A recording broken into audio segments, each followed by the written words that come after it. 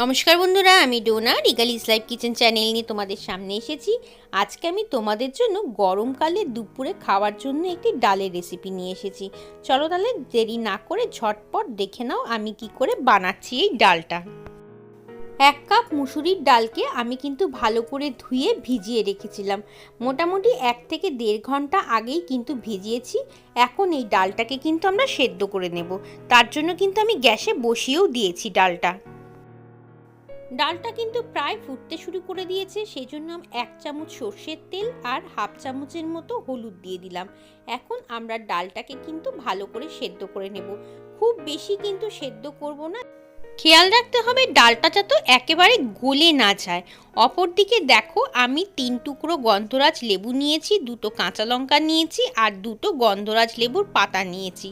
দেখো ডালটা কিন্তু বেশ সুন্দর টকবক করে ফুটতে শুরু করে দিয়েছে। দেখো ডালটা কিন্তু প্রায় সেদ্ধ হয়েও গিয়েছে। এই সময় ডালের মধ্যে কিন্তু আমি 1 চামচের মতো নুন দিয়ে দিচ্ছি। নুনটা কিন্তু আমি আগে অ্যাড করিনি। নুনটা কিন্তু আগে অ্যাড না করার কারণ অনেক সময় কিন্তু ডাল সেদ্ধ হতে চায় না নুন দিয়ে দিলে, সেই জন্যই কিন্তু নুনটা আমি আগে দিইনি। আর এই ডালটা যদি একবার বানাও তাহলে দেখবে বারবার কিন্তু এইরকম করে ডাল বানানোর জন্য কিন্তু বাড়ি থেকে বারবার অনুরোধ আসবে।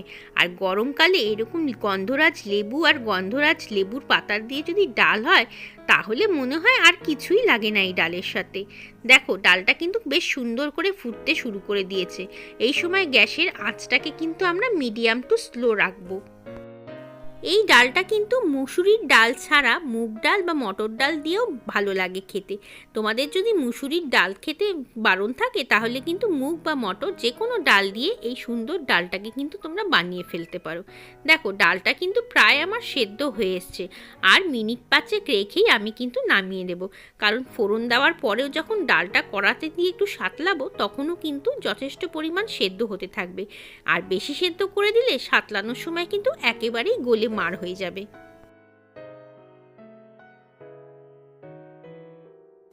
আমার কিন্তু ডাল সেদ্ধ করা একেবারেই হয়ে গিয়েছে, এর থেকে বেশি কিন্তু আমি সেদ্ধ করব না।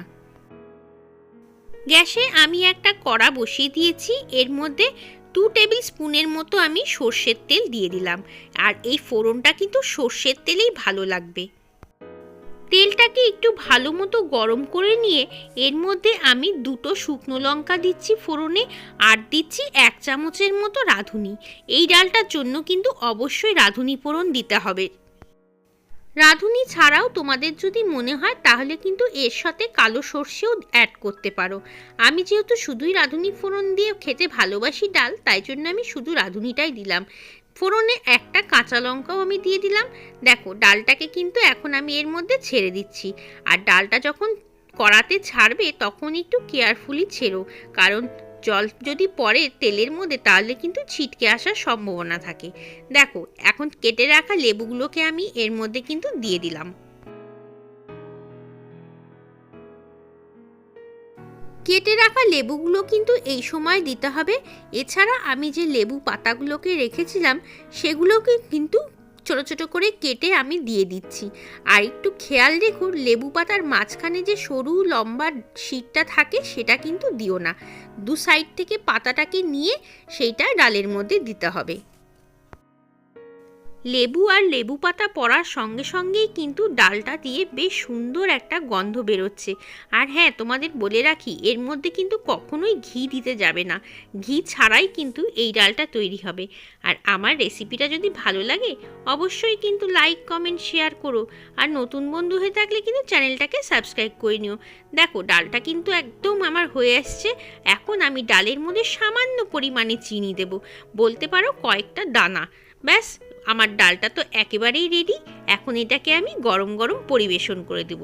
এই ডাল কিন্তু গরম গরমই হোক বা ঠান্ডা যে কোনো উপায়েই কিন্তু ভালো লাগে খেতে। এই দেখো তৈরি হয়ে গেছে গন্ধরাজ ডাল। কি কেমন লাগলো রেসিপিটা? দেখো একদিন বাড়িতে বানিয়ে কতটা সুন্দর লাগে খেতে। আর গরমের দুপুরে এরকম ডাল থাকলে কিন্তু সত্যি আর কিছু লাগে না। চলো আজকের মতো বিদায় নিই, আবার আসবো। সবাই ভালো থেকো, সবাইকে টাটা।